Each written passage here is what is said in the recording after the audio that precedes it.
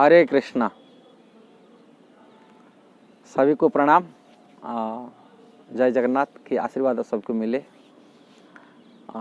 आज चर्चा करने के लिए चाह रहे हैं मूर्ति में क्या भगवान है। श्रील प्रभुपाद कहा करते थे जो निर्विशेषवादी होते कि मायावादी होते, वो कहते हैं सभी जगह पर भगवान है, सबको निराकार मानते थे। भगवान स्वरूप है, निराकार है, सभी जगह पर भगवान है। कहाँ बोले भगवान है निराकार है, वो कहाँ है बोलेंगे वो सभी निराकार है और सभी जगह पर है। यदि सभी प्रभुपाद सभी जगह पर है तो मूर्ति में भगवान नहीं ना क्या? ये बात को हम आज ही चर्चा करेंगे। शास्त्र तो में लिखा है किंतु एक वैज्ञानिक स्तर में जिस प्रकार की साइंटिफिक हुए वैज्ञानिक स्तर उसको समझने के लिए हम चर्चा करने के लिए जा रहे हैं। इसलिए पूरी वीडियो आप लोगों को देखना है। इसको मूर्ति में क्या भगवान है? आजकल नया युवक है, कोई बोले मूर्ति में कैसा भगवान रह सकते? जैसे शरीर में आत्मा रहता है ऐसे मूर्ति में भगवान यदि है। जैसे शरीर में आत्मा रहने का नाते शरीर कैसा क्रियाशील होता है, बोलता है। शरीर भी जड़ है, पंचभूत में बना हुआ चीज़ है, जड़ होते हुए भी किंतु इसमें चिन्मय आत्मा होने नाते ये शरीर के अंग प्रत्यंग कार्य करता है। आँख देख रहा है, कान सुन रहा है, मुख बोल रहा है, हाथ हिल रहा है, ठंडी गर्मी अनुभव हो रहा है ये शरीर के माध्यम से। किंतु मूर्ति में ऐसा होता कि क्या? ये तो डाउटफुल। मूर्ति में तो ऐसे तो जड़ जैसे जड़ है, इसमें जो भगवान है वो कैसा क्रिया नहीं हो रहा, कैसा ही हो रहा है? ये तो इतिहास और कहानी कथा में तो सब मिलता है, किंतु एक वैज्ञानिक स्तर समझने के लिए हमको प्रयास करा जाए। ऐसे तो कथा में भगवान की लीला में आता है, मूर्ति के अंदर भगवान जब विराजमान हो जाते, वो वैष्णव द्वारा प्रतिष्ठित विग्रह हो जाते हैं।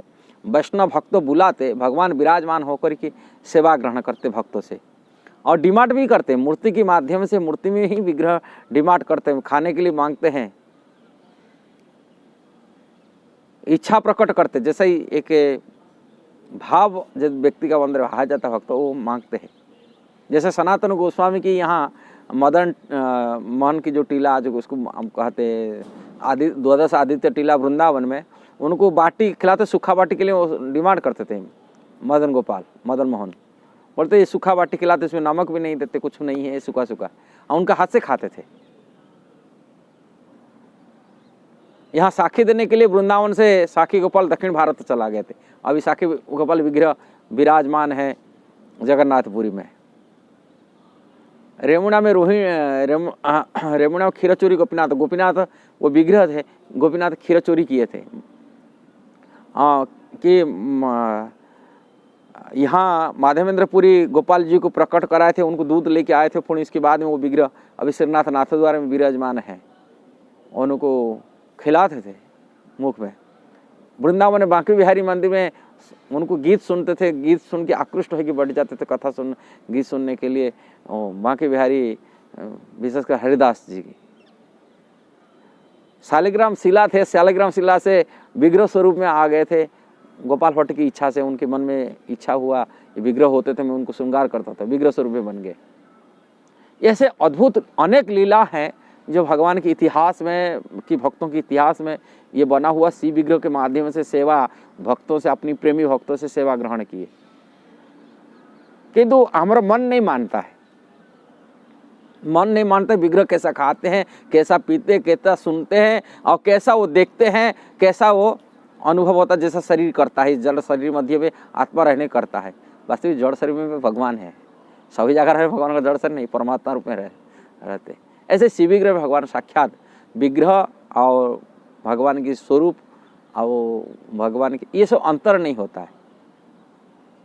कैसा? कारण भगवान जो स्वरूप है ये जड़ स्वरूप नहीं है, उनका आत्मा की वजह जड़ स्वरूप नहीं है। उनका भगवान की जो स्वरूप है वो सच्चिदानंद स्वरूप, ईश्वरम परम कृष्ण सच्चिदानंद विग्रह। उनकी जो विग्रह है, उनकी जो मूर्ति है भगवान की, सच्चित आनंदमय विग्रह है। सत मतलब हमेशा रहने वाला। जैसे आत्मा हमेशा रहता है, कभी शरीर परिवर्तन हो जाता है, किंतु आत्मा परिवर्तन नहीं होता। इसलिए भगवान के जो स्वरूप में हमेशा रहता है वो कभी परिवर्तन होता है। शरीर जैसा जड़ शरीर परिवर्तन होता है, ऐसे भगवान के स्वरूप कभी परिवर्तन नहीं होता है। अपरिवर्तनीय आत्मा, चिन्मय आत्मा। और ज्ञानमय, आत्मा का ज्ञान होता है, वास्तविक जड़ शरीर का ज्ञान नहीं होता है। आंख देखने का, सुनने का, बोलने का जो होता है ये सब आत्मा की होता है। आत्मा रहने के नाते शरीर की क्रिया करता है, जड़ है। ऐसे मूर्ति में भगवान रहते हैं, भगवान रहते हो तो आत्मा यदि कर सकता है, उनके अंश है कि करता है, भगवान क्यों नहीं कर सकते?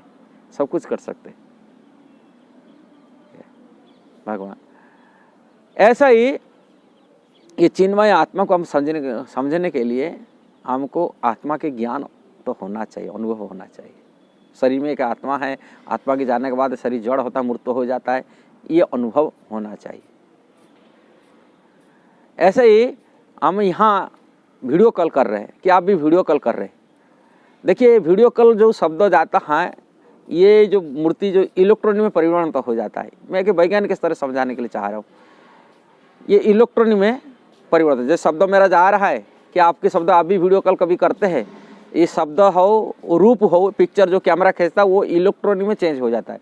इलेक्ट्रॉनिक इतना सूक्ष्म हो जाता है, पृथ्वी के कोने कोने में ये शब्द रूप हर जगह विराजमान हो जाता है। आपका मोबाइल में आप देख सकते हैं, अंतरिक्ष में देख सकते हैं, कहाँ भी देखेगा ना, शब्द तरंग जब इलेक्ट्रॉनिक में हो जाता है, रूप शब्द रूप यदि इलेक्ट्रॉनिक में हो जाता है, वो हर जगह विराजमान हो जाता है। अब भगवान जो उनका रूप, उनके शब्द, उनके स्वरूप, ये सभी इलेक्ट्रॉनिक तो नहीं है, इलेक्ट्रॉनिक से और सूक्ष्म स्पिरिचुअल है, स्वभाव स्पिरिचुअल, आध्यात्मिक, सच्चिदानंद स्वरूप। इतना सूक्ष्म आत्मा होता है, वो हर जगह विराजमान हो जाता है। भगवान हर जगह, इसलिए मूर्ति में भी भगवान रह सकते हैं।